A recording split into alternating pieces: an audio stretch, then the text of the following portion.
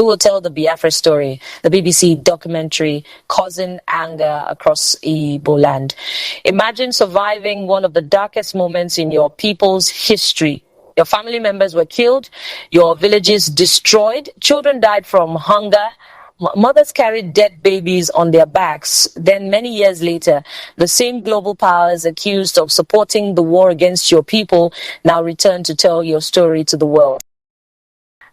This is the controversy exploding across social media right now because BBC is preparing a new documentary called Surviving Biafra.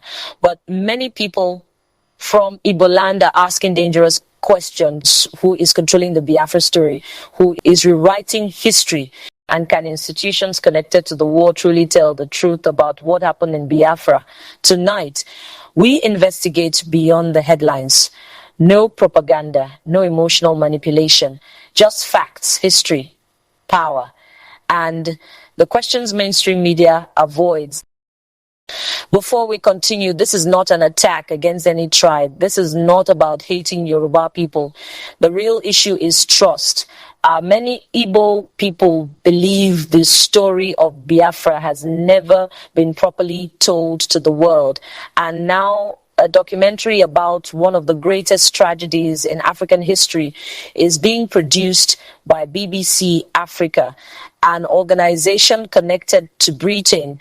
And Britain was not neutral during the Biafra War. That is where the fear begins. The Nigerian Civil War started in 1967 after political crisis, ethnic killings, military coups, and the massacre of many Igbo people living in northern Nigeria. Thousands fled back to eastern Nigeria. Then Colonel Odumegu Ojukwu declared the Republic of Biafra. War began. But here is something many younger Nigerians do not fully understand. Most of the destruction happened inside Biafran territory, today's southeast. Became battlegrounds, Masetras became cemeteries, children became victims. The images of starving Biafra children shocked the entire world. Many aid workers who saw Biafra said they had never witnessed suffering like that before. Some historians say over 1 million civilians may have died during the war, many from starvation. And this is where the debate becomes dangerous because till today, people still argue about whether Biafra was simply defeated in war or whether crimes against humanity happened. Now, let us follow the power trail. Britain supported the Nigerian federal government during the war. Why? Officially, Britain said it wanted one united Nigeria. But critics say there was more behind the scenes. Oil, power, economic interests. The Sinu region had massive oil resources, and many believe Western powers feared losing influence if Biafra became independent. Britain supplied weapons to Nigeria during the conflict. That history is documented, and this is why many people become uncomfortable when British media organizations return decades later to produce documentaries about Biafra. The question becomes, can those connected to history honestly investigate themselves? The anger online is not only because the director is Yoruba. Many people are saying this war was mainly fought in the Igboland. Our families lived through it. Our grandparents died in it. So why do outsiders always control the narrative? Others are defending the project. They argue that a filmmaker's tribe does not automatically mean bias, and that younger generations need documentaries like this so history is not forgotten. But critics are asking deeper questions. Will the documentary fully discuss starvation policies? Will Britain's role be honestly exposed? Will Biafran survivors speak freely, or will the story be softened for international audiences? These are the fears driving this controversy. The real war today may no longer be fought with bullets. It may now be a battle over memory. Who tells the story? Who becomes the victim, who becomes the hero, who gets blamed, and who gets erased from history. Many young Nigerians know almost nothing about Biafra today. Some schools barely teach it. Some families are still afraid to discuss it openly. And as survivors grow old and die, many fear that the true stories may disappear forever. So now we ask the hard questions. Can Nigeria truly heal without fully confronting the pain of Biafra? Can history be trusted when powerful institutions help shape the narrative? Should Britain openly apologize for its role during the war? And if survivors do not tell their own stories, who will tell them tomorrow? Most importantly, who owns the memory of Biafra? Governments, foreign media, or the people who lived through the suffering? This discussion is not about promoting hatred. It is about preserving history, because the people who lose control of their history may eventually lose control of their future.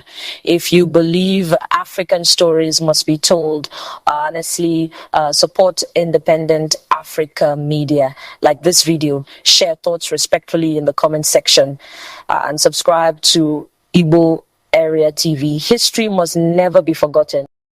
This video is for historical discussion, public education, and analysis purposes only.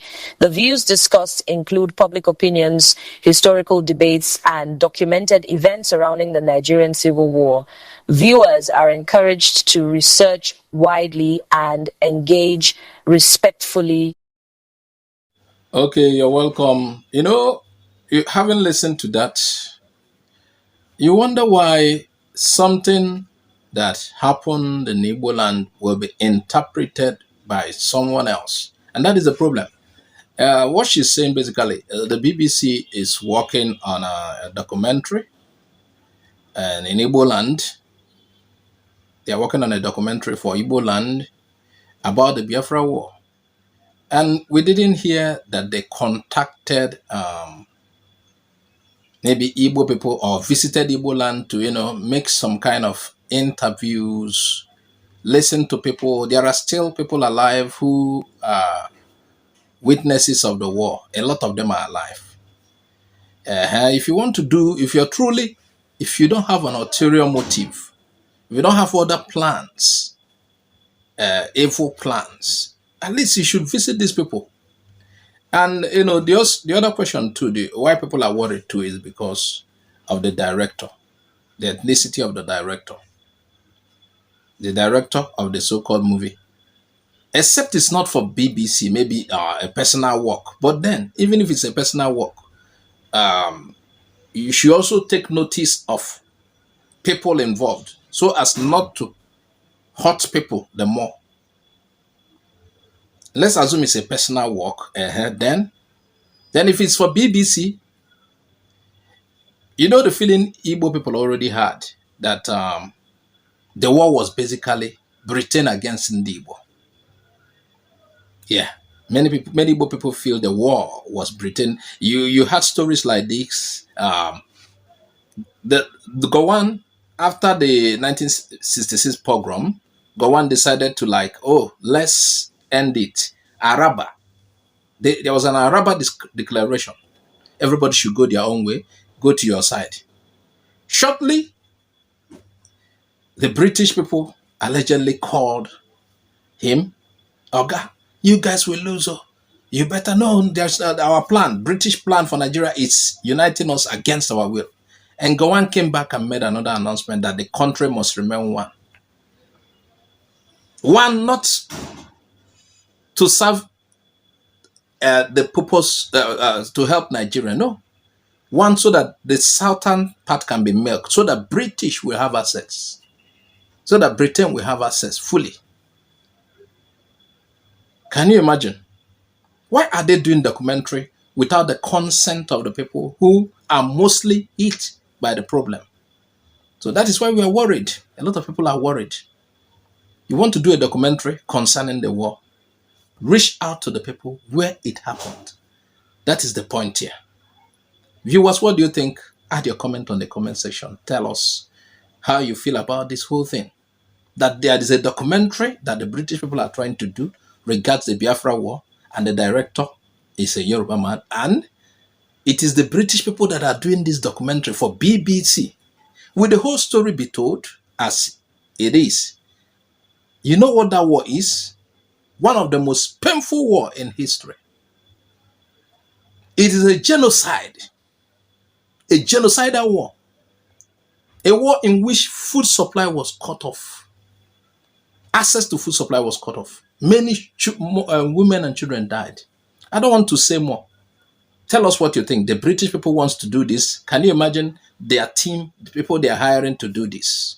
That is why a lot of people are like, what is actually wrong? Then the person who is involved is trying to say, maybe it is his personal project. What do you think? Add your comment on the comment section. Respectfully. I'm Azuka OJ. Bye-bye for now.